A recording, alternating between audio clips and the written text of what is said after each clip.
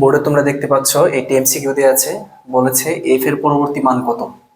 আমরা এই সমস্ত যে এমসিকিউ গুলো আছে যদি মান বের করতে চাই, তাহলে যদি কখনো বলে যে পরবর্তী মান কত, তাহলে মূল মানের সাথে এক যোগ করতে হবে, তাহলে এফ এর সাথে এক যোগ করতে হবে। আর যদি কখনো বলতো যে এফ এর পরবর্তী মান কত, তাহলে এফ এর সাথে কি করা হতো, এক বিয়োগ করা হতো। আচ্ছা, যেহেতু পরবর্তী মান চেয়েছে, তাহলে মূল মান কত, মূল মান হচ্ছে এফ, তো এফ এর সাথে এক যোগ হবে, কত হয় এফ এর মান কত, আমরা জানি হেক্সাডেসিমেল এফ এর মান 15, আর এক কত হয় 16, তাহলে কি 16 অ্যান্সার? না, 16 কিন্তু অ্যান্সার না, এটা হচ্ছে হেক্সাডেসিমেল যোগ। আচ্ছা, তো আমাদের হেক্সাডেসিমেল রেঞ্জ হচ্ছে 0 থেকে 15, মানে হচ্ছে 16, 0 থেকে 15। আচ্ছা, তাহলে এফ এর সাথে এক যোগ হবে, মানে হচ্ছে হেক্সাডেসিমেল যোগ।